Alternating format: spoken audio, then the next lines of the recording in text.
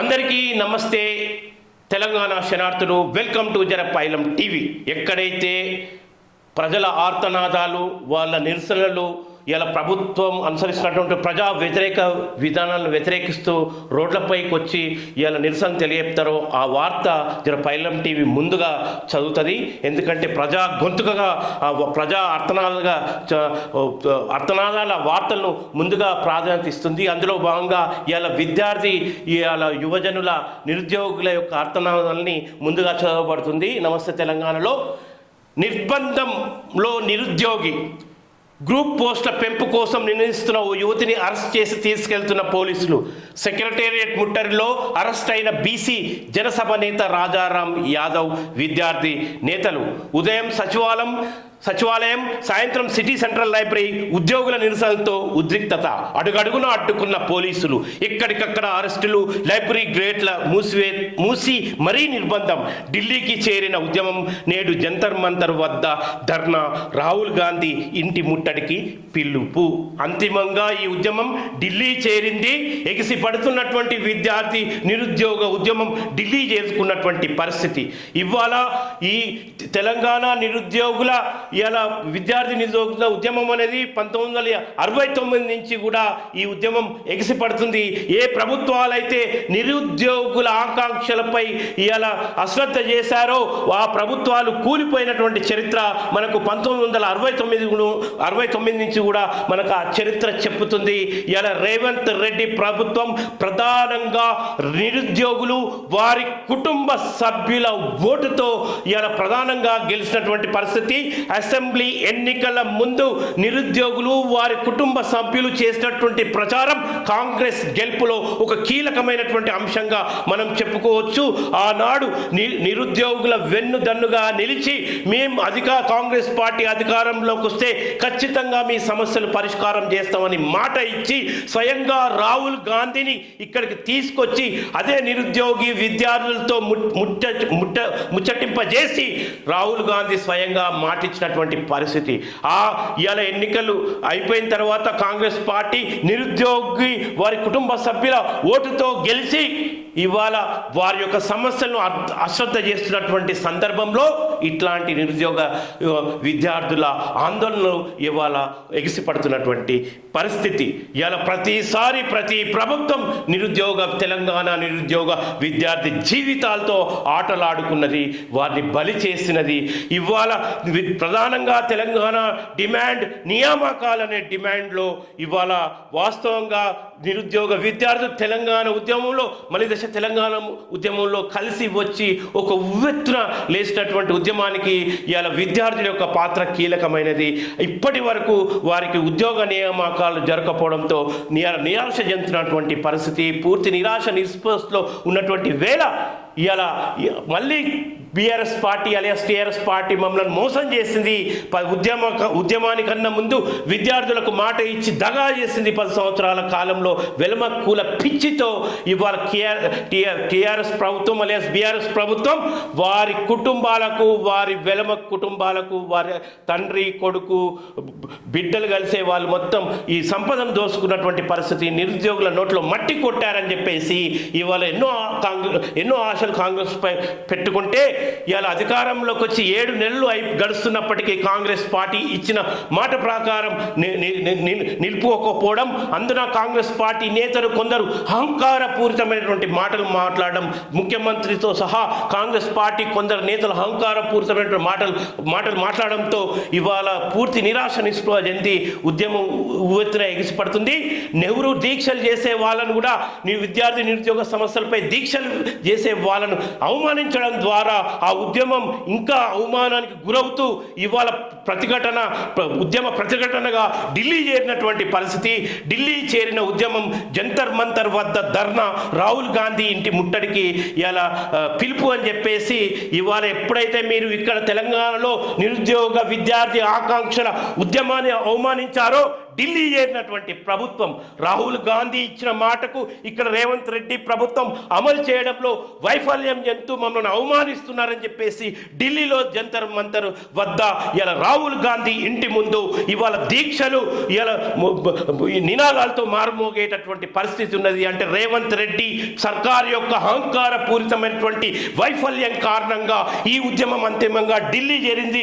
చూద్దాం జాతీయ స్థాయిలో రేవంత్ రెడ్డి ఇవాళ ఇచ్చిన మాట ప్రకారం, మేనిఫెస్టోలో ఇచ్చిన మాట ప్రకారం నిలబడక విద్యార్థులను, నిరుద్యోగ విద్యార్థులను గత 10 సంవత్సరాల నుంచి తెలంగాణ మలిదశ ఉద్యమ కాలానికన్నా ముందు ఎన్నో ఆశలు పెట్టుకొని తెలంగాణ వచ్చిన తర్వాత మాకు మేలు జరుగుతుందని భావించినటువంటి నిరుద్యోగ విద్యార్థుల ఆకాంక్షలను ఇవాళ వారి ఓటుతో, వారి కుటుంబ సభ్యుల ఓటుతో ఇవాళ వాళ్ళకు హామీ ఇచ్చి గెలిచినటువంటి కాంగ్రెస్ ప్రభుత్వం 7 నెలలైనా ఇవాళ పూర్తి చేస్తలేదు, నిరుద్యోగ విద్యార్థులని ఇలా అవమానిస్తుందని చెప్పేసి జాతీయ స్థాయిలో ఒక పరువు తీసుకునేటటువంటి పరిస్థితి రేవంత్ రెడ్డి ప్రభుత్వం ఇలా సృష్టించింది. కాబట్టి అహంకారపూరితమైనటువంటి ఇలా మాటలను మానుకుంటే మంచిది. ఏ ఉద్యమాన్నైనా తక్కువ అంచనా వేయద్దు.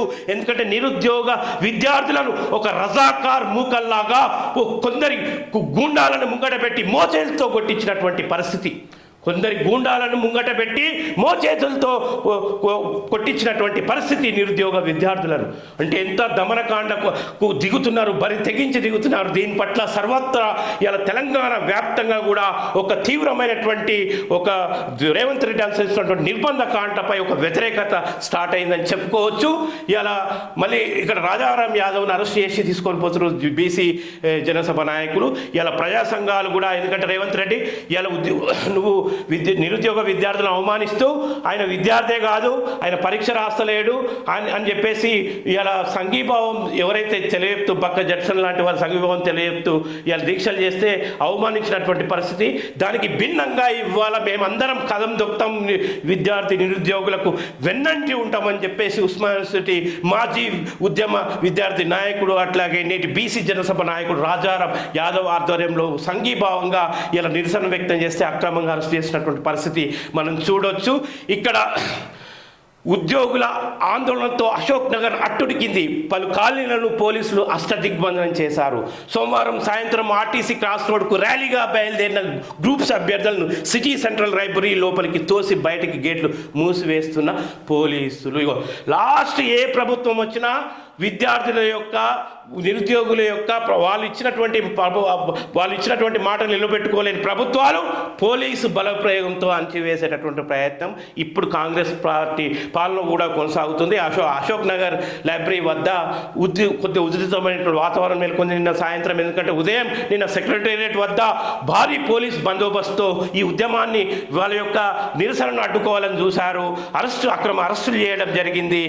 దానికి కొనసాగిగా సాయంత్రం నిరుద్యోగ విద్యార్థులు అశోక్ నగర్ ప్రాంతంలో ఇవాళ వాళ్ళ యొక్క తీవ్ర ఆగ్రవేశాలకు అయినటువంటి పరిస్థితుల్లో పాక్షికమైనటువంటి లార్జ్కు ప్రయత్నం చేసినటువంటి పోలీసులు గేట్లు మూసి విద్యార్థులను లైబ్రరీలో ఇలా బంధించినటువంటి పరిస్థితిని మనం స్పష్టంగా చూడొచ్చు.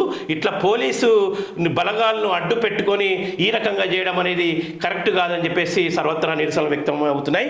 రుణమాఫీకి కొర్రెలెన్నో, రేషన్ కార్డు ఆధారంగా కుటుంబం గుర్తింపు, ఒక కుటుంబంలో రైతులెందరున్నా 2 లక్షలే మాఫీ, పీఎం కిసాన్ నిబంధనలు వర్తింపు, కొట్టివేతలన్నీ పోతే సగం మందికైనా ప్రయోజనం దక్కేనా, ఎట్లా తప్పించుకోవాలి, ఎంత కుదించుకోవాలి.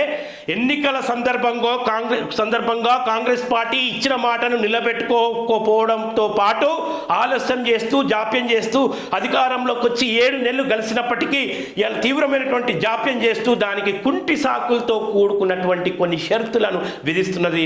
అందులో ప్రధానమైనది రేషన్ కార్డు లేని వాళ్ళకు రుణమాఫీ వర్తింపు ఉండదు అని చెప్తుంది. కానీ ఇప్పటికీ ఈ గత టీఆర్ఎస్ అలియాస్ బీఆర్ఎస్ ప్రభుత్వం రేషన్ కార్డుల జారీలో చాలా జాప్యం చేసింది. నిజమైన అర్హులకు ఇప్పటికీ రేషన్ కార్డులు దక్కలేని వాళ్ళు ఎందరో ఉన్నారు. కాబట్టి ఇవాళ రేషన్ కార్డులు ఈ ప్రభుత్వం నూతనంగా ఏర్పడంగా నూతన రేషన్ కార్డులు ఇవ్వడంలో పూర్తిగా సక్సెస్ కాలేకపోయింది.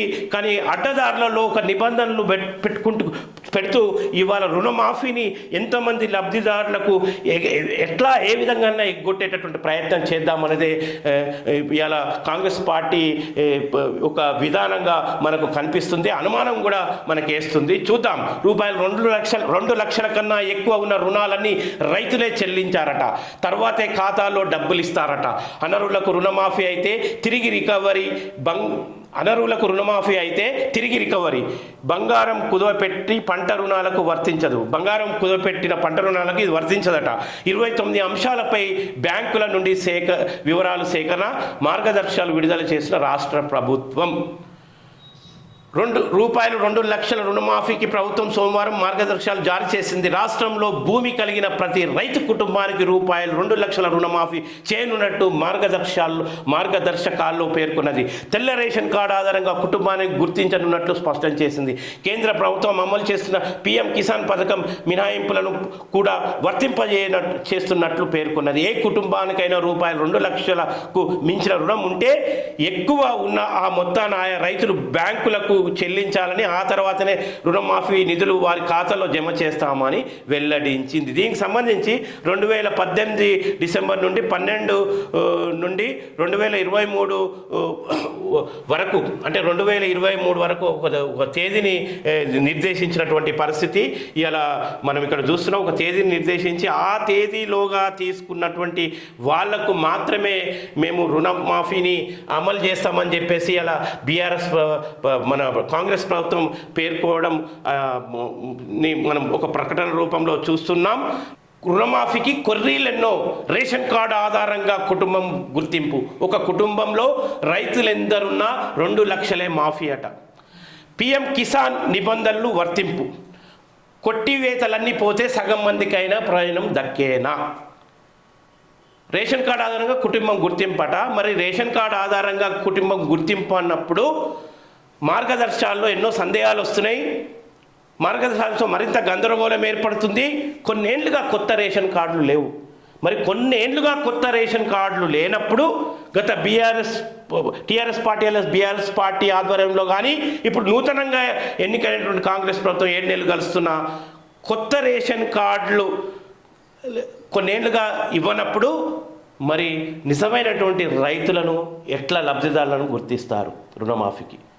అంటే నిజమైనటువంటి లబ్ధిదారులకే ఇలా రేషన్ కార్డులు ఉండవు. చాలా మటుకి మనం చూస్తాం గ్రామాలలో. అట్లాంటి విషయాల్లో ఇవాళ ఎటుపెట్టి ఇచ్చిన మాటని ఏ రకంగా ఎగవేస్తూ తప్పించుకునే ప్రయత్నం చేస్తూ ఈ యొక్క స్కీమ్ని, రుణమాఫీ యొక్క పథకాన్ని కుదించి కొద్దిమందికి మాత్రమే పరిమితం చేసేటటువంటి కుట్ర ఈ కాంగ్రెస్ ప్రభుత్వం చేస్తున్నట్టు మనకు స్పష్టమవుతుంది. ఎందుకంటే గత కొన్నేళ్ల నుంచి కొత్త రేషన్ కార్డులు ఇవ్వకపోవడం ద్వారా ఈ యొక్క పథకాన్ని దొడ్డిదారిలో కుదించేటటువంటి పరిస్థితి, కొద్ది మందికి మాత్రమే పరిమితం చేసేటటువంటి కుట్రలు ఇలా కాంగ్రెస్ ప్రభుత్వం మొదలుపెట్టడానికి తాజా ఉదాహరణ రేషన్ కార్డు ఆధారంగా కుటుంబం గుర్తింపు అని అనడంలోనే ఉంది. మరి ఎన్నికల ముందే రేవంత్ రెడ్డి ఈ విషయాన్ని ఎందుకు చెప్పలేకపోయినావు? ఒక ప్రజల అభిప్రాయం భారత్ జోడో యాత్రలో ఇలా తెలంగాణ వ్యాప్తంగా కూడా కాంగ్రెస్ టీపీసీసీ ఆధ్వర్యంలో జరిగినటువంటి అనేక సభలు సమావేశాల్లో రాహుల్ గాంధీ ఏ రకంగా అయితే అభిప్రాయాలు తీసుకొని మేనిఫెస్టో జాతీయ స్థాయిలో రూపొందించిండో, మరి రాష్ట్రంలో మేనిఫెస్టోగా రైతులు ప్రతి దగ్గర కూడా పాదయాత్రల ద్వారా రకరకాల ప్రజల ద్వారా మీరు టీపీసీసీ అధ్యక్ష హోదాలో పోయి ప్రచారం చేశారు కదా రేవంత్ రెడ్డి. మరి ఆనాడు ప్రజా అభిప్రాయాలు చాలామంది మీకు వింతి పత్రాలు కూడా సమర్పించడం జరిగింది. వాటన్నిటినీ ఒక అనుభవసారంగా తీసుకొని విధి విధానాలు అప్పుడే రూపొందించి ఇలా ఇస్తే ఎంత బాగుంటుంటే, అంటే రేపు ఏదో మాట ఇచ్చినాం అని చెప్పేసి ఒక దళారీ మాటగా ఇచ్చి ఇలా ఆచరణకు వచ్చే వరకు ఇగో ఇట్లాంటి కుంటి సాకులు చెప్పడం అనేది ఇలా దొరికిపోయాడు రేవంత్ రెడ్డి. ఎటుపెట్టి ఎట్లా తప్పించుకోవాలి?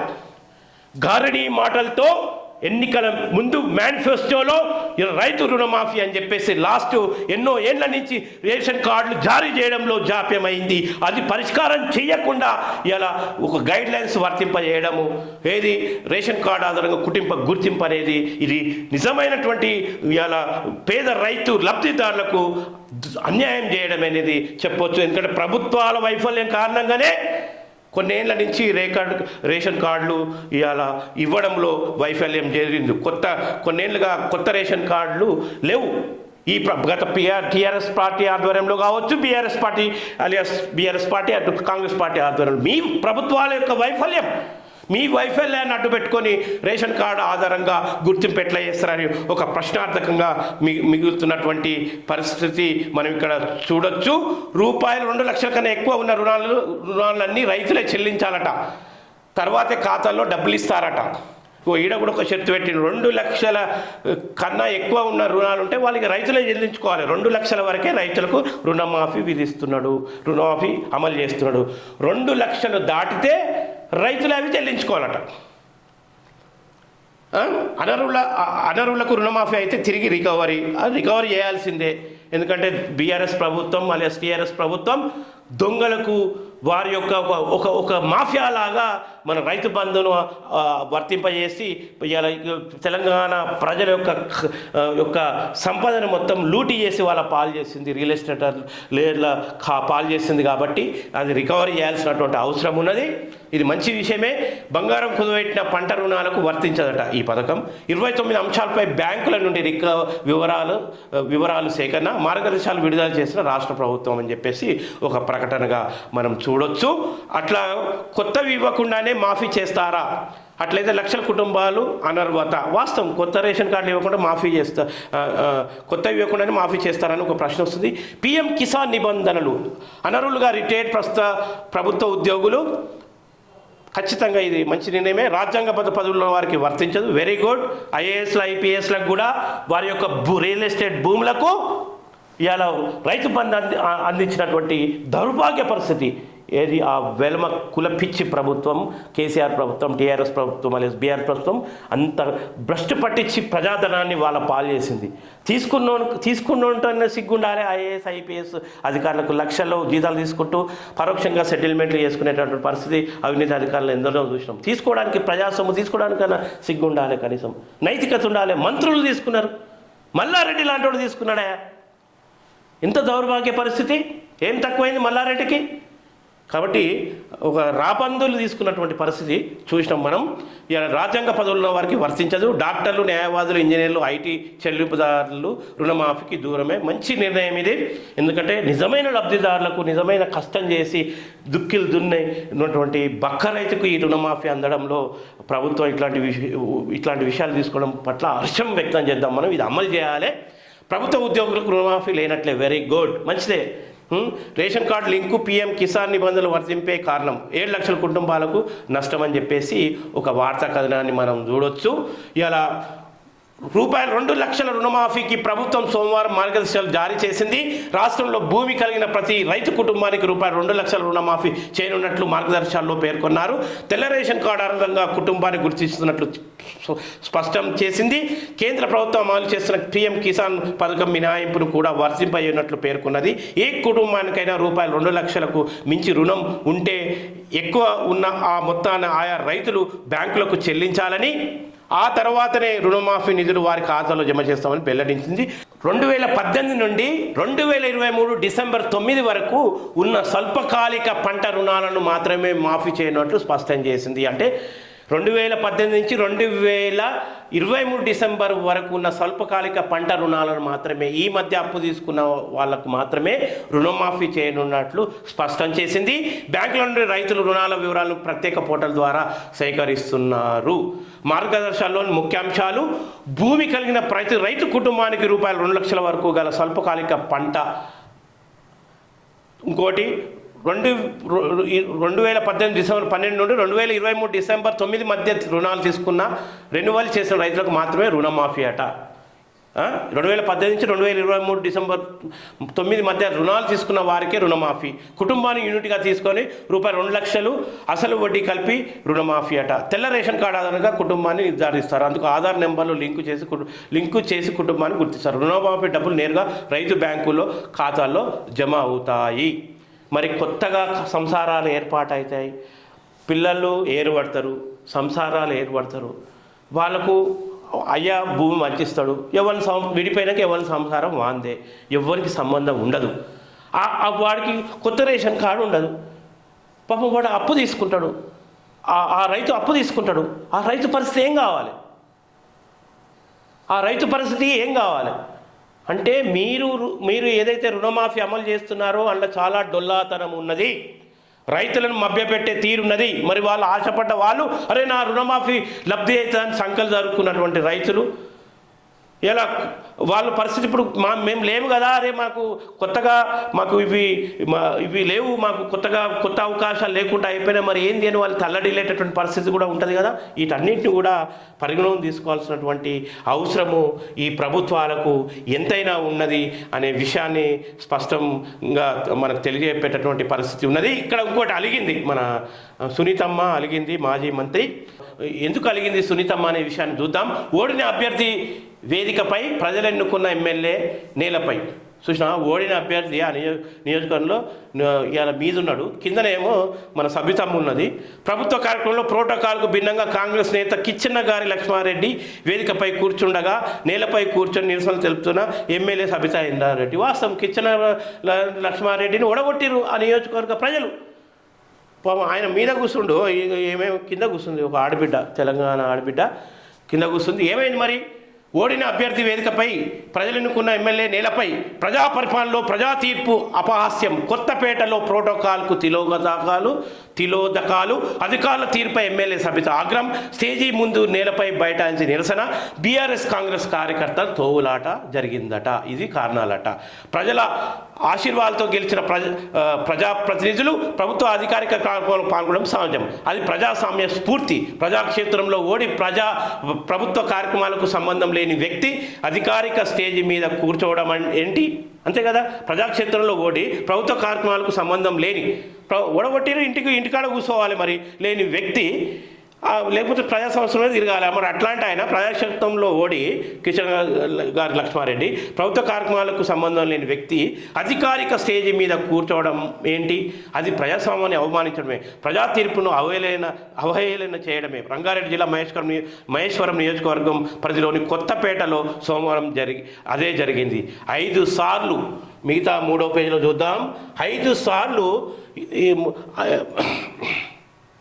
ఇక శాసనసభకు ప్రాతినిధ్యం వహించడంతో పాటు 3 పర్యాయాలు మంత్రిగా సుదీర్ఘ రాజకీయ అనుభవం ఉన్న ఎమ్మెల్యే సబితా ఇంద్రారెడ్డి కాంగ్రెస్ సర్కార్ తీరుపై తీవ్ర స్థాయిలో ఆగ్రహం వ్యక్తం చేశారు.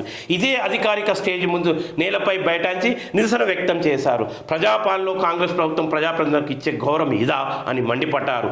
కొత్తపేట పరిధిలోని ఆర్కేపురం డివిజన్ కిల్లా మైసమ్మ దేవాలయంలో ఆషాఢ మాస బోనాల దశాబ్ది ఉత్సవాలు 2004 చెక్కుల పంపిణీ కార్యక్రమానికి ఎమ్మెల్యే సబితా ఇంద్రారెడ్డితో పాటు కాంగ్రెస్ ఎమ్మెల్యే సలహాదారు వేణుగోపాలరావు హాజరయ్యారు. అధికారులు వారిని స్టేజీ మీదకు ఆహ్వానిస్తూనే కార్యక్రమంలో ఏమాత్రం సంబంధం ప్రధానంగా ప్రజాప్రతినిధి కానీ కాంగ్రెస్ నాయకుడు కె లక్ష్మారెడ్డిని స్టేజ్ మీదకు ఆహ్వానించారు. దీనిపై ఎమ్మెల్యే సబితా ఇంద్రారెడ్డి తీవ్ర ఆగ్రహం వ్యక్తం చేశారు. అధికారిక కార్యక్రమాలకు సంబంధం లేని వ్యక్తిని ఎలా స్టేజ్ మీదకి ఆహ్వానిస్తారు అని ప్రభుత్వ సలహాదారు వేణుగోపాలరావుతో పాటు అధికారులను ప్రశ్నించారు. ఇదే విషయంలో బీఆర్ఎస్ కాంగ్రెస్ నాయకులు స్టేజ్ మీదకు రావడంతో తోవులాట జరిగింది. బీఆర్ఎస్ నేతలు కార్యకర్తలు ఆగ్రహం వ్యక్తం చేసి నినాదాలు చేయడంతో ఘర్షణ వాతావరణం నెలకొన్నది. ఈ అనంతరం మాజీ మంత్రి సబితా ఇంద్రారెడ్డి స్టేజ్ మీద నుండి కిందికి వచ్చి నేలపై బైఠాయించి తన నిరసన వ్యక్తం చేశారు. ఎప్పుడూ లేని విధంగా లబ్ధిదారులకు మాత్రమే లోపలికి అనుమతి ఇస్తామని పోలీసులు చెప్పడంపై ఎమ్మెల్యే ఆగ్రహం వ్యక్తం చేశారు. సుమారు 15 నిమిషాల పాటు అక్కడ నిరసనలు వ్యక్తం అయ్యాయో. ఇట్లాంటి కార్యక్రమాలు కూడా జరుగుతున్నాయి. ఆమెను అవమానించారని చెప్పేసి ప్రోటోకాల్ పాటించకుండా ఇట్లా చేశారని చెప్పేసి ఆమె నిరసన వ్యక్తం చేయడం జరిగింది.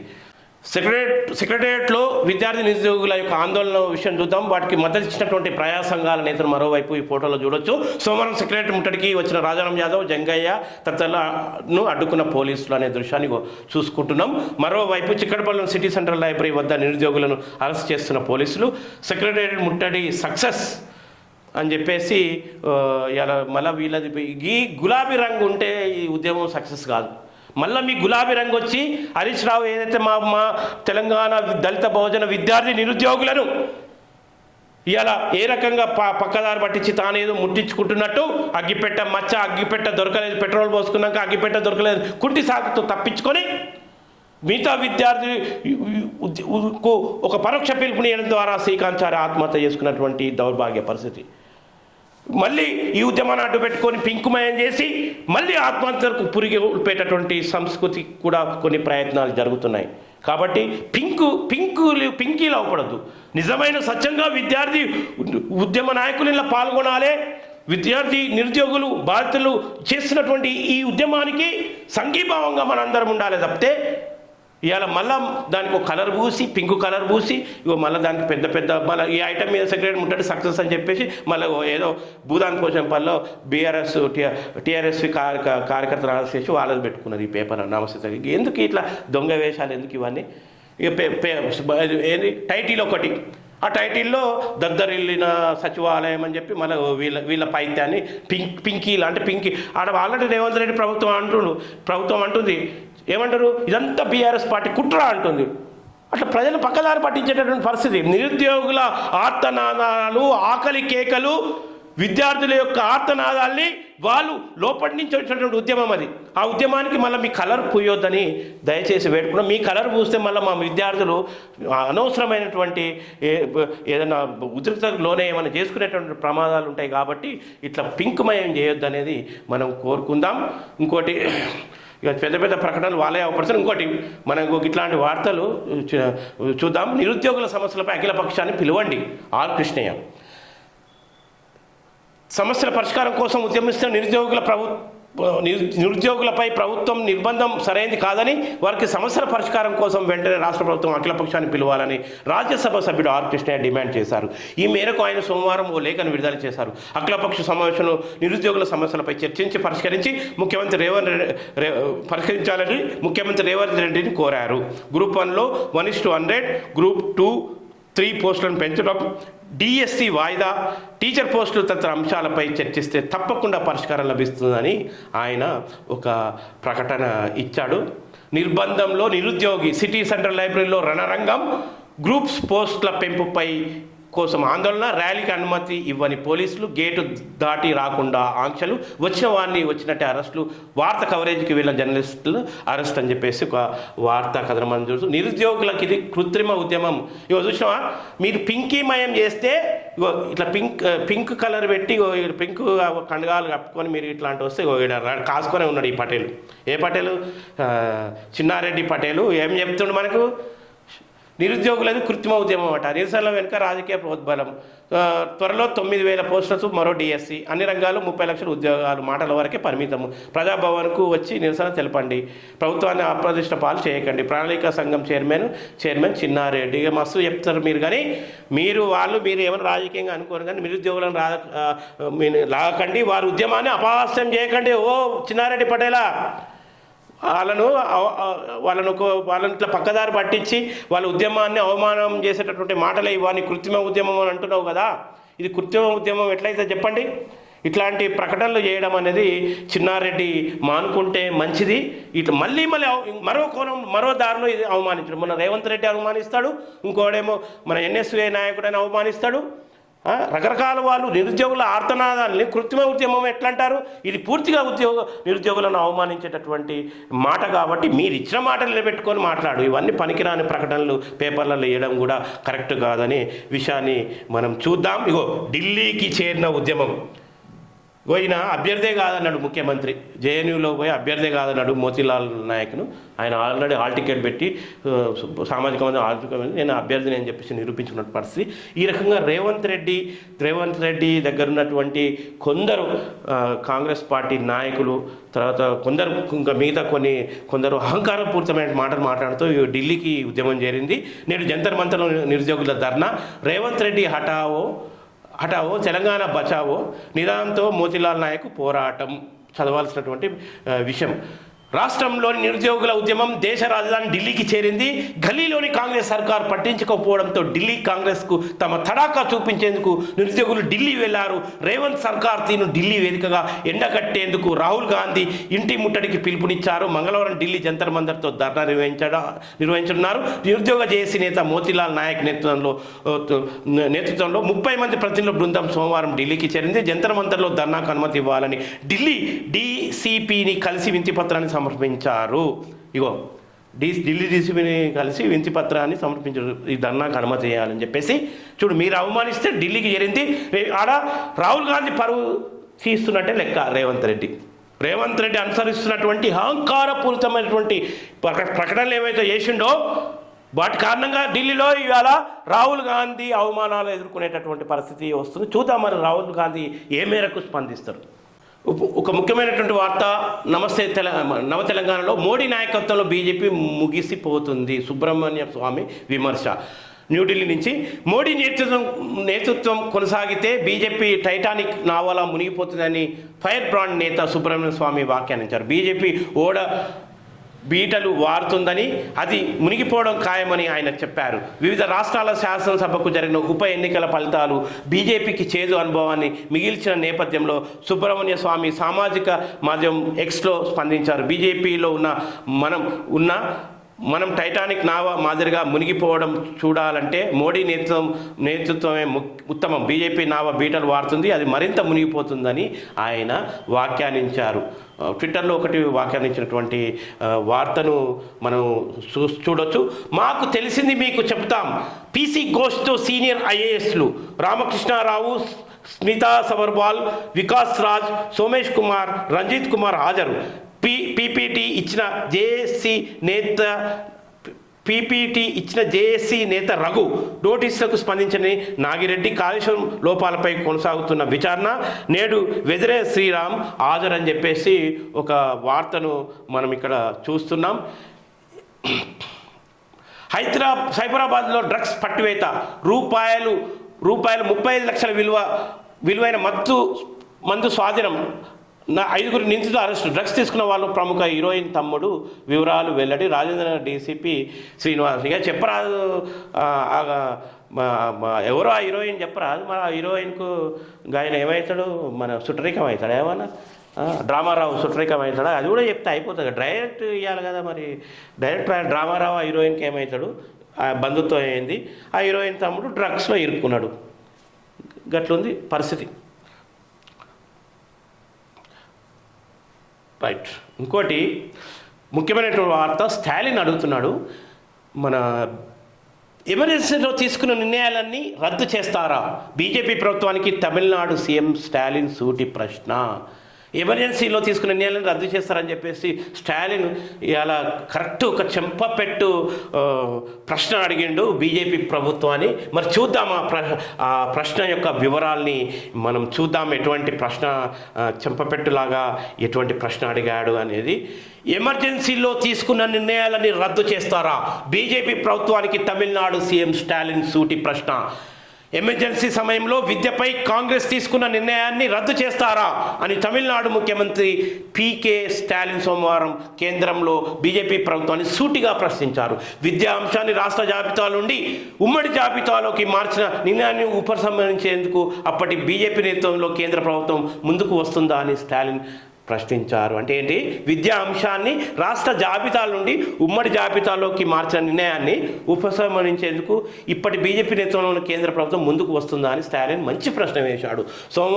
సోమవారం తిరువల్లూరు జిల్లాలోని కీచారిలో సెయింట్ అన్నస్ ప్రైమరీ స్కూల్లో తమిళనాడు ప్రభుత్వం పథకమైన ముఖ్యమంత్రి అల్పాహార పథకం విస్తరణ ప్రారంభోత్సవం కార్యక్రమంలో ఎంకే స్టాలిన్ పాల్గొన్నారు. ఈ సందర్భంగా స్టాలిన్ ప్రసంగిస్తూ కేంద్రంలో కాంగ్రెస్ ప్రభుత్వం హయాంలో విధించిన ఎమర్జెన్సీపై ఇప్పటికీ తీవ్ర స్థాయిలో బీజేపీ చేస్తున్న విమర్శలు ప్రస్తావించారు. ఎమర్జెన్సీపై తీవ్ర స్థాయిలో అన్ని విమర్శలు చేస్తున్న బీజేపీ ఎమర్జెన్సీ సమయంలో అప్పటి కేంద్ర ప్రభుత్వం తీసుకున్న నిర్ణయాన్ని ఉపసంహరించుకొని విద్యను ఉమ్మడి జాబితాల నుండి రాష్ట్ర జాబితాకు మార్చడానికి ముందుకు వస్తుందా అని స్టాలిన్ ప్రశ్నించారు. ఇది మంచి ప్రశ్న వేశారు, చెంపపెట్టులాగా వేసినటువంటి ప్రశ్నగా మనం చూసుకోవచ్చు. తర్వాత రాజ్యసభలో కీలకమైనటువంటి వార్త మనం ఇక్కడ చూడవచ్చు. రాజ్యసభలో 86కు తగ్గిన బీజేపీ బలం, మిత్రపక్షాలతో కలిసి 101 మంది మద్దతు, ఇతరుల సాయంతో బిల్లు గట్టెక్కే అవకాశం. రాజ్యసభలో 186కు తగ్గిన బీజేపీ బలం మెల్లగా పోతుంది, మోడీ గ్రాఫ్ పోతుంది. మిత్రపక్షాలతో కలిపి 101 మంది మద్దతు, ఇతరుల సాయంతో బిల్లు గట్టెక్కే అవకాశం లేదు. రాజ్యసభలో బీజేపీ బలం మరింత తగ్గిపోతుంది. ఆ పార్టీ పక్షాన ఉన్న 4 నామినేటెడ్ సభ్యుల పదవీకాలం శనివారం ముగిసింది. దీంతో పెద్దల సభలో బీజేపీ బలం 86 వరకే పడిపోయిందట. దీంతో ఎన్డీఏ సభ్యుల సంఖ్య కూడా 101కి తగ్గింది. అంటే ఇలా ఎన్డీఏ సభ్యుల తగ్గింది. సభలో ప్రస్తుతం 226 మంది సభ్యులు ఉన్నారు. 19 స్థానాలు ఖాళీగా ఉన్నాయి. అయితే 7 నామినేటెడ్ సభ్యులు, ఇద్దరు స్వతంత్రులు, అన్నాడీఎంకే, వైసీపీ వంటి స్నేహపూర్వక పార్టీలు మద్దతు ఉన్న కారణంగా రాబోయే బడ్జెట్ సమావేశంలో కీలక బిల్లు ఆమోదం పొందే అవకాశం ఉంది. నామినేటెడ్ కేటగిరీలో ఖాళీగా ఉన్న స్థానాలను సాధ్యమైనంత త్వరగా భర్తీ చేస్తే బీజేపీకి మిత్రులు ఇతరులపై ఆధారపడాల్సిన అవసరం తగ్గుతుందని చెప్పేసి ఒక వార్తా కథనం మనకు నవపరిచి. ఇంకో ముఖ్యమైనటువంటి వార్త మనం వరంగల్ సుబేదార్ నుంచి వచ్చింది. మతోన్మాదుల అకృత్యాలను ప్రతిఘటించాలి. కేవీపీఎస్ రాష్ట్ర అధ్యక్షుడు జాన్ వెస్లీ రాష్ట్రంలో దళితులపై పెరుగుతున్న దౌర్జన్యాలు. కేవీపీఎస్ రాష్ట్ర అధ్యక్షుడు కార్యదర్శి జాన్ వెస్లీ స్కైలాబ్ బాబు ఒక సమావేశంలో జరిగిన కార్యక్రమంలో ఇవాళ మాట్లాడుతున్నటువంటి పరిస్థితి ఇవాళ మనం పైన చూస్తున్నాం. మరోవైపు ఆంధ్రజ్యోతిలో స్థానిక సంస్థల ఎన్నికలు ఎప్పట్లోగా పెట్టగలం, బీసీ కులగణనకు ఎంత సమయం పడుతుంది, కార్యాచరణ ప్రణాళికలను సిద్ధం చేయండి, కేంద్ర నిధులు ఆగకుండా త్వరగా ఎన్నికలు, పంచాయతీరాజ్ సమీక్షలో సీఎం రేవంత్ రెడ్డి, జానారెడ్డి సలహాలు తీసుకోవాలని సూచన, 56 అంశాలతో చేపడితే 5.5 నెలలు, 56 అంశాలతో చేపడితే 5.5 నెలలు పడుతుందట. కులగణనపై సీఎంకు అధికారుల వివరణ. నేడు కలెక్టర్లు ఎస్పీలతో సీఎం సమావేశం. ఎజెండాలో ధరణి సహా 9 అంశాలు. వ్యవసాయ వాతావరణంపై చర్చ. మరి ఒక ప్రశ్న అడుగుతున్నా, బీసీల విషయంలో జానారెడ్డి నిర్ణయం ఏందయ్యా? మీ పటేళ్ల నిర్ణయం ఏంది? జానారెడ్డి ఇప్పుడు ఏమైనా క్యాబినెట్ మంత్రియా? ఏంది ఇది? ఇంకోటి, అధికారులు 56 అంశాలతో చేపడితే 5.5 నెలలు పడుతుందట. బీసీ కులగణన మీద భారీ కుట్ర జరుగుతుంది. ఒకవైపు కేంద్ర నిధులు ఆగకుండా త్వరగా ఎన్నికలు చేయాలని చెప్తుండు, అగడబట్టిస్తున్నాడు. మళ్ళీ వైపు ఏం చేస్తుండు, ఇది బీసీ కులగణన ఎంత సమయం పడుతుందని ప్రశ్న. ఇంకా ఎంత సమయం పడుతుంది? ఇంకా కులగణన 7 నెలలు పట్టిందయ్యా మీరు అధికారంలోకి వచ్చి. మరి 7 నెలలు తెల్లారే నువ్వు ముఖ్యమంత్రి ప్రమాణ స్వీకారం చేసిన వెంటనే బీసీ కులగణనకు ఎందుకు పిలుపునివ్వలేదు? 7 నెలల లోపల అయిపోతుండే కదా. ఇది కుట్రపూరితమైనటువంటి ఒక కుట్ర. తెలంగాణలో మీ దొర పటేళ్ల పెద్దరికం చేయడానికి, మీ కన్సర్న్లలో ఉండేటటువంటి వారిని ప్రజాప్రతినిధులు ఎన్నుకోవడానికి మరోసారి సర్పంచులు, ఎంపీటీసులు, జెడ్పీటీసులకు, మీ అగ్రవర్ణాలకు అవకాశాలు ఇప్పించడం కోసమే ఈ భారీ కుట్ర చేస్తున్నారు. ఇవాళ ఏదో కళ్ళబొల్లి మాటలు చెప్తూ ఎంత సమయం పడుతుందని అధికారులను అడిగే స్టేజ్లో ఉన్నామంటే ఎంత బీసీలకు ఎంత దగా చేస్తున్నాడు రేవంత్ రెడ్డి అనేది స్పష్టం చెప్పొచ్చు. ఎన్నిసార్లు మాట్లాడినావు, పాటిండే పాటరా పాసు పండ్ల పాట అన్నట్టు 7 నెలల నుంచి ఇదే పరిస్థితి చూస్తున్నాం. 7 నెలల నుంచి కూడా అనేక బీసీ సంఘాలు ప్రతిఘటిస్తూ వస్తున్నాయి.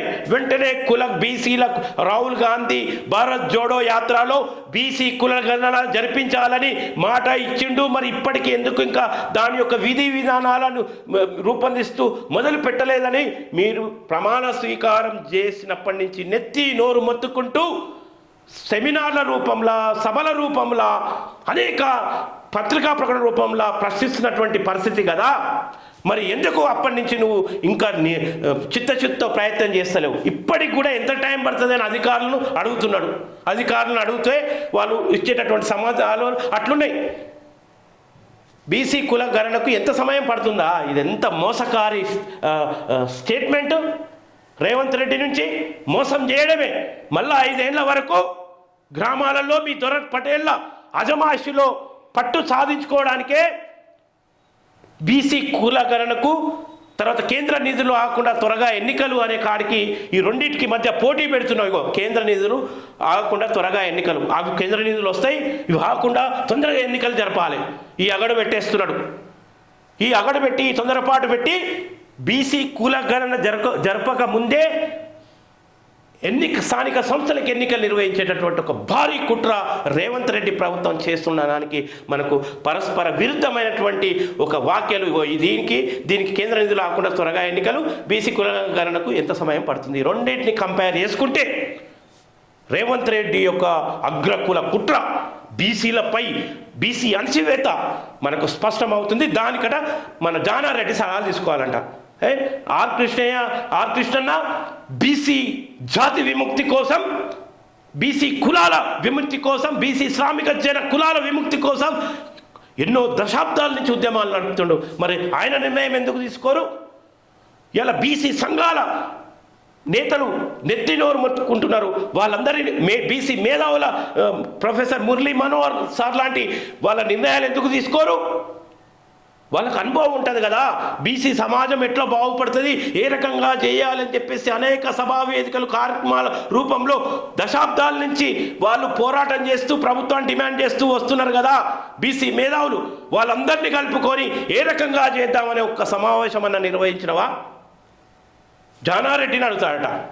జానారెడ్డి పటేల్ ఏం చేస్తాడుగా, వెనుకటి నుంచి బీసీలను తొక్కిపట్టి నామాత్రంగా బీసీలకు పోస్టులు వస్తే ఆయన నాగార్జున సాగర్ నియోజకవర్గంలో జీతగాండ్లి లాంటను పడి తన దగ్గర పడేటటువంటి బానిసలను కొందరిని నాయకులను చేసిన చరిత్ర జానారెడ్డిది. తెలియదు ఆ చరిత్ర?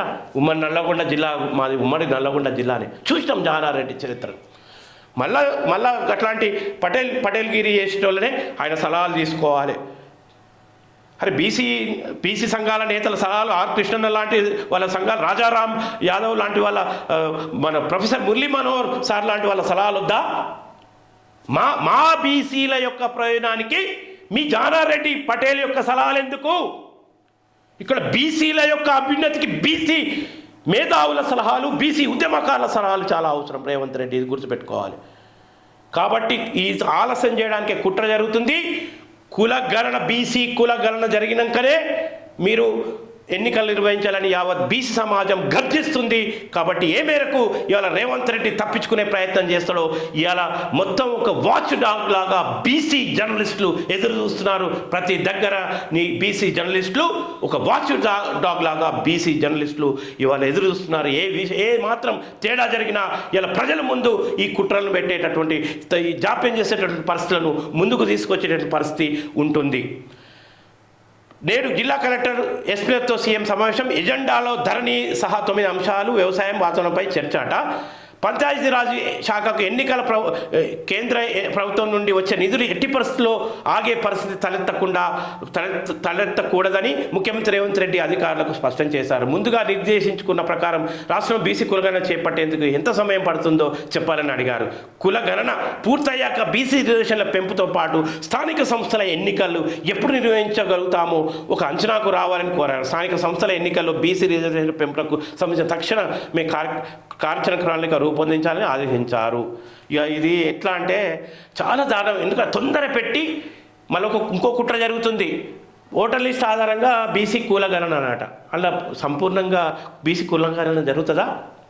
ఎంతసేపు బీసీ కులగణనలో బీసీ జనాభాను తగ్గించి చూపెట్టేటటువంటి కుట్ర, ఆ తగ్గించి చూపెట్టేటటువంటి కుట్ర ఇంతమందే ఉండరని ఆ తగ్గించి చూపెట్టే కుట్రలో భాగంగా బీసీలకు రాజ్యాంగబద్ధంగా ప్రసాదించబడినటువంటి రిజర్వేషన్లను గ్రామాల్లోని అగ్ర కులాలు దక్కించుకునేటటువంటి భారీ కుట్ర ఇప్పటికీ గత ప్రభుత్వాలు కొనసాగించినాయి. ఇప్పటికీ రేవంత్ రెడ్డి ప్రభుత్వం కొనసాగించడానికి అనేక ఇచ్చిన మాటని బీసీ కులగణన చేస్తామని ఇచ్చిన మాట తప్పించుకోవడానికి అనేక దొడ్డిదారులు వెతుకుతుంది, జాప్యం చేస్తుంది. ఇది భారీ అగ్రకుల పటేళ్ల, తెలంగాణ పటేళ్ల అధికారంలో ఉన్నటువంటి కాంగ్రెస్ పార్టీ, తెలంగాణ కాంగ్రెస్ పటేళ్ల కుట్రలో భాగంగా బీసీ కులగణన జరుగుతలేదు ఇప్పటికీ అనేది స్పష్టంగా పైలం టీవీ చెప్తుంది. ఎట్టి పరిస్థితుల్లో బీసీ సమాజం దీనిపై రేపు ఈ విషయంపై తెలంగాణ పటేళ్ల ఏదైతే బీసీ కులను అడ్డుకుంటున్నారో వారి కుట్రలపై ఇలా బీసీ సమాజం ఇలా ఆందోళన చేసేటటువంటి పరిస్థితి ఉందని చెప్పేసి ఇలా బీసీ సంఘాల నేతలు ఇంతకుముందు అనేక వేదికల మీద చెప్పినటువంటి విషయం స్పష్టమవుతుంది. కాబట్టి బీసీ ఆగ్రహానికి, బీసీ జనాభాలో సగానికి ఎక్కువ ఉన్నటువంటి బీసీ కుల ఆగ్రహానికి ఇలా కేవలం స్వల్పంగా ఉన్నటువంటి పటేళ్లు గురికాక తప్పదు. తెలంగాణ కాంగ్రెస్ పటేళ్లు ఆగ్రహానికి ముఖ్యమంత్రి సహా గురికాక తప్పదని స్పష్టమవుతుంది. ఇప్పుడు మరో వార్త. ఎమ్మెల్యే మైపాల్ రెడ్డిని కాంగ్రెస్లోకి ఆహ్వానిస్తూ సీఎం రేవంత్ రెడ్డి. చిత్రంలో జగ్గారెడ్డి దామోదర్, కాంగ్రెస్ గూటికి మైపాల్ రెడ్డి, పటాన్చెరు ఎమ్మెల్యేను పార్టీ కండువాకు ఆహ్వానించిన సీఎం రేవంత్ రెడ్డి 10కి పెరిగిన కాంగ్రెస్లో చేరిన బీఆర్ఎస్ శాసనసభ్యుల సంఖ్య 3 వంతుకు చేరితే బీఆర్ఎస్ఎల్పీ విలీనమే. గతంలో ఆ పార్టీ వాళ్ళు ఇలాగే చేశారు కదా. మంత్రి కోమటిరెడ్డి వెంకటరెడ్డి మంచిగా ఇస్తున్నాయా ప్రకటన. మరి మీరు ఎన్నికల ముందు ఇవాళ రేవంత్ రెడ్డి స్పష్టంగా అన్నప్పుడు అప్పుడు సపోర్ట్లు కూడా తీవు కదా కోమటిరెడ్డి వెంకటరెడ్డి. ఎవడైతే పార్టీ మార్చడో వాడిని ఏం చేయాలి అని చెప్పేసి ఒక అహంకారం ఒక మాటలు రేవంత్ రెడ్డి అదే పని చేస్తుడు కదా. కూల్చుతామంటే ఊరుకోవాలా, ప్రజా తీర్పును కాపాడేది ఎవరు పొన్నం. ఇంకా నా ప్రభుత్వాన్ని కాంగ్రెస్ ప్రభుత్వాన్ని కూల్స్తారు, అందుకే చేర్చుకుంటున్నామని కుంటి సాకులు చెప్పడానికే మళ్ళీ ఒక బీసీ ఎమ్మెల్యేతో ఈ మంత్రితో బీసీ ఎమ్మెల్యేతో ఈ ప్రకటన ఇప్పిస్తున్నారు. పొన్నం ప్రభాకర్తో కూల్చుతామంటే ఊరుకోవాలా, ప్రజా తీర్పును కాపాడుకుంటాం, చేరుతున్న వారికి ఎలాంటి హామీలు పదవులు ఇవ్వట్లేదు మధు యాస్కి గౌడ్ అని చెప్పేసి ఒక ప్రకటన. నీతి తప్పింది కాంగ్రెస్ పార్టీ. ఫిరాయింపులను ప్రోత్సహించొద్దు, ఫిరాయింపులు మా కాంగ్రెస్ పార్టీ విధానం కాదు అని చెప్పేసి ఎన్నికల మేనిఫెస్టోలో ఫిరాయింపులను ప్రోత్సహించమని ఇలా మాటిచ్చినటువంటి కాంగ్రెస్ పార్టీ ఇలా మోసం చేస్తుంది, ఫిరాయింపులను ప్రోత్సహిస్తుంది. ఏకపక్షంగా ప్రజలకు ఇచ్చిన మాటను నిలబెట్టుకోవడంలో వైఫల్యం చెందినటువంటి ప్రభుత్వాన్ని ప్రశ్నించే గొంతులు లేకుండా, అసెంబ్లీలో ప్రశ్నించే గొంతులు లేకుండా మొత్తం బీఆర్ఎస్ పార్టీ నుంచి కాంగ్రెస్ పార్టీలో చేర్చుకునే భారీ కుట్రలు జరుగుతున్నాయి. ఇలా ఇది ప్రజాస్వామ్యానికి తూట్లు పొడిచినట్టే. ప్రతిపక్షంలో ఇవాళ కేసీఆర్ అదే పని చేసిండు, కాంగ్రెస్ సిఎల్పీని విలీనం చేసుకొని ప్రతిపక్షం లేకుండా చేసిండు. ఇలా అడ్డగోలు పరిపాలనతో దోసుకున్నాడు, వెల్మక్కుల పిచ్చితో తండ్రి కొడుకు బిడ్డ వీళ్ళంతా దోసుకున్నటువంటి పరిస్థితి. మన రేవంత్ రెడ్డి కూడా మరి అదే పని చేస్తారా అనేది వేచి చూడాల్సినటువంటి అవసరం ఎంతైనా ఉన్నది. కాళేశ్వరంలో మా పాత్ర ఏం లేదు, ఉన్నత స్థాయి నిర్ణయాలే అమలు చేశాం. పీసీ ఘోష్ విచారణకు హాజరైన స్మితా సబర్వాల్, జస్టిస్ పీసీ ఘోష్ కమిషన్కు రిటైర్డ్ ఐఏఎస్ అధికారుల వివరణ. మీరు చెప్పిందంతా అఫిడవిట్ల రూపంలో సమర్పించండి. అధికారులకు సూచించిన కమిషన్ ఎస్కే జోషి, సోమేష్, రామకృష్ణరావు, రతన్ కుమార్, స్మితా సబర్వాల్ హాజరట.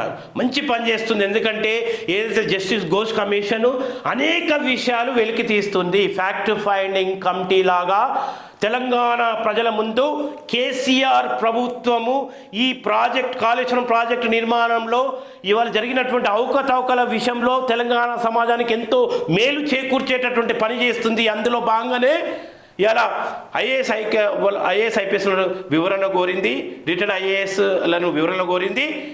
వీళ్ళు ఏదైతే ఐఏఎస్ వివరణ అఫిడవిట్ల రూపంలో కోరింది, అంటే చట్టబద్ధత కోసం అఫిడవిట్ల రూపంలో కోరింది. కేసీఆర్ ఇవాళ సుప్రీంకోర్టుకు పోయి తప్పించుకునేటటువంటి ప్రయత్నం చేసినటువంటి పరిస్థితుల్లో అవినీతి నుంచి బయటపడే విచారణకు జాప్యం కల్పించాలని, ఆటంకాలు కల్పించాలని ఒక ప్రయత్నం చేస్తున్న కేసీఆర్ తను చేసినటువంటి అవినీతి. మరి దాని మీద పీసీ ఘోష్ చాలా అడ్వాన్స్గా ముందుకెళ్ళి ఐఏఎస్లను పిలిపించి ఇలా అఫిడవిట్ల రూపంలో అడగడం అనేది చాలా శుభ పరిణామం. వాళ్ళు ఏమంటున్నారు, ఉన్నత స్థాయిల నిర్ణయాలు అమలు చేస్తాం. ఉన్నత స్థాయి నిర్ణయాలంటే ఎవరు? ఉన్నత స్థాయి నిర్ణయాలంటే వాళ్ళే కదా, అధికారం ఉంది.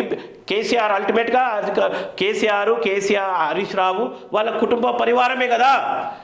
కాబట్టి వాళ్ళ యొక్క నిర్ణయాలు మేము అమలు చేశాము అని అంటున్నారు వాళ్ళు. ఒక మంచి పరిణామం. కాళేశ్వరం ప్రాజెక్టు నిర్మాణం అంచనా సవరణ టెండర్ల ప్రక్రియలో తమ పాత్రేమీ లేదని విశ్రాంత ఐఏఎస్ అధికారులు తెలిపారు. ప్రభుత్వ ఉన్నత స్థాయిలో తీసుకున్న నిర్ణయాలను మాత్రమే అమలు చేశామని స్పష్టం చేశారు. కాళేశ్వరం ప్రాజెక్టులోని మేడిగడ్డ, అన్నారం, సుందిల్ల బ్యారేజ్ల నిర్మాణంలో లోపాల అవకతవకలపై విచారణ జరుపుతున్న జస్టిస్ పినాకి చంద్ర ఘోష్ కమిషన్ ఎదుట సోమవారం పలువురు సీనియర్ ఐఏఎస్, విశ్రాంత ఐఏఎస్లు హాజరయ్యారు. మాజీ సిఎస్ శైలేంద్ర కుమార్ జోషి ఆన్లైన్లో, మాజీ సిఎస్ సోమేష్ కుమార్, నీటిపారుదల శాఖ మాజీ ప్రత్యేక ప్రధాన కార్యదర్శి రంజిత్ కుమార్, ముఖ్య కార్యదర్శి విలాస్ రాజ్, నీటిపారుదల శాఖ ప్రస్తుత కార్యదర్శి రాహుల్ బొజ్జా, ఆర్థిక శాఖ ప్రత్యేక ప్రధాన కార్యదర్శి కె రామకృష్ణ, మాజీ సీఎం కేసీఆర్ 10 ఏళ్ళు కార్యదర్శిగా పనిచేసిన స్మితా సబర్వాల్ విచారణకు హాజరై వాదనలు వినిపించారు. బ్యారేజీ నిర్మాణ ప్రాంతాల ఎంపిక, నిర్మాణంలో మీ పాత్ర ఏంటి అని కమిషన్ ఆరా తీసింది. బ్యారేజీ నిర్మాణానికి పరిపాలనపరమైన అనుమతులు, కాంట్రాక్టుల పనులు అప్పగించిన తీరు, వారితో చేసుకున్న ఒప్పందాల విషయంలో ఇలా ఆ కమిషన్ ఆరా తీయడం అనేది ఇలా ఒక మంచి పరిణామము. ప్రజల ముందు వాస్తవాలు తెలిసేటటువంటి పరిస్థితి. అన్నదాతతో వర్షాతిరేకం. 2వ రోజు విస్తారంగా వానలు. వికారాబాద్ జిల్లా నవాబ్పేటలో అత్యధికంగా 9.1 సెంటీమీటర్లు. రాష్ట్రంలో పొంగుతున్న వాగులు, చెరువులు జలకళ. రైతులకు ఊరట, జోరుగా వరి నాట్లు, ప్రాజెక్టులకు వరద, బంగాళాఖాతంలో అల్పపీడనం, మరో 5 రోజులు వర్షాలే, రేపు ఎల్లుండి భారీ వర్షాలు కురిసే అవకాశం ఉందని చెప్పేసి మనకు ఆ వార్తా కథనం చేస్తుంది. ఇలా ఈ రకంగా వర్షాలు పడి విస్తారమైనటువంటి తెలంగాణలో విస్తారమైనటువంటి వర్షాలు పడి ఇలా రైతుల్లో ఆనందాలు నింపినటువంటి పరిస్థితి, ఇలా సర్వత్ర రైతుల్లో ఆనందాలు పెళ్ళుబికేటటువంటి పరిస్థితి ఉన్నది. ఇలా డీకే శివకుమార్కు సుప్రీంకోర్టులో చుక్కెదురు, అక్రమ ఆస్తుల కేసులో సిబిఐ ఎఫ్ఐఆర్, దానికి అనుసంధానంగా ఈడీ సమన్లు. వీటిపై గతంలో కర్ణాటక హైకోర్టులో డీకే సమన్ల రద్దుకు నిరాకరించిన ధర్మాసనం, హైకోర్టు నిర్ణయాలతో జాప్యానికి సుప్రీంకోర్టు నో పిటిషన్ కొట్టివేత అని చెప్పేసి ఒక ఉన్నది. జర్నలిస్టులపై ఈ సాయిరెడ్డి తిట్ల పురాణం, వాడు వీడు అంటూ అసభ్యకర భాష, పెద్దల సభలో సభ్యుడిని అనేది కూడా మర్చిపోయి దిగజారుడు వాక్యాలు అని చెప్పేసి ఒక వార్తా కథనాన్ని మనం అక్కడ చూస్తున్నటువంటి పరిస్థితి. ప్రజల అభిప్రాయాలే ప్రభుత్వ జీవోలు, ప్రజలు చెల్లించే పనులతోనే పథకాల అమలు, అక్రమార్కులకు తావు లేకుండా రైతు భరోసా, ప్రజల అభిప్రాయంపై చట్టసభల్లో చర్చిస్తాం, ఆగస్టు 2 లక్షల రుణమాఫీ, బట్టి విక్రమార్క అంటుండు. ఐటీ రైతులకు రైతు భరోసా, పొంగులేటి బీమా కమిటీతో చర్చిస్తున్నాం తుమ్మల. వరంగల్ రైతు ప్రజాభిప్రాయ సేకరణలో వీళ్ళు ఒక విషయం చెప్తున్నారు. ధరణి పోర్ట పేరుతో పేదల భూములు మాయమని చెప్పేసి గత ప్రభుత్వం అకాల వర్షంతో పంట నష్టపోయిన రైతులకు పరిహారం ఇవ్వలేదని మంత్రి కొండా సురేఖ అన్నారు. ధరణి పేరుతో పేదల భూములను దోచుకుందని, ఇంద్రమ ఇచ్చిన భూములను కూడా లాక్కుందని ఆరోపించినటువంటి పరిస్థితి మనం చూడొచ్చు. గిరిజన గురుకుల సీట్లలో అవకతవకలట, దరఖాస్తుదారులకు ఇవ్వడం లేదని గిరిజన సంఘాల ఆరోపణలు. సంక్షేమ భవన్ వద్ద మెరుపు ధర్నా అని చెప్పేసి, సంక్షేమ భవన్ దగ్గర ధర్నా చేస్తున్న గిరిజన సంఘాలని చెప్పేసి మనకు మరొక వార్త. బీజేపీ బీఆర్ఎస్ రహస్య ఒప్పందాలు, ఢిల్లీలో కేసీఆర్ హరీష్ రావు సంప్రదింపులు, ఆది శ్రీనివాస్ ఒక ప్రకటన చేస్తున్నారు. తెలంగాణలో బీఆర్ఎస్ బీజేపీ రహస్య ఒప్పందాలు నెమ్మదిగా తెర లేపుతున్నారని చెప్పేసి ఆయన ఒక ప్రకటనలో ఇలా తెలియజేస్తున్నటువంటి వార్తను మనం ప్రధానంగా చూడొచ్చు. నమో నమో నరసింహ, జయ జయ ధ్యానాలతో భక్తుల గిరి ప్రదర్శన, 8,000 మంది హాజరు, ప్రారంభించిన బీర్ల ఐలయ్య. కొండ చుట్టూ గిరి ప్రదక్షిణ మార్గంలో జన సందోహం.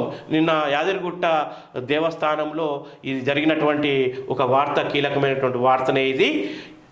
యాదగిరిగుట్ట లక్ష్మణ స్వామి దేవస్థానంలో గిరి ప్రదర్శన కార్యక్రమం సోమవారం వైభవంగా జరిగింది. స్వామివారి జన్మ నక్షత్రాన్ని పురస్కరించుకొని సుమారు 8,000 మంది భక్తులు గిరి ప్రదర్శనలో భాగస్వాములయ్యారు.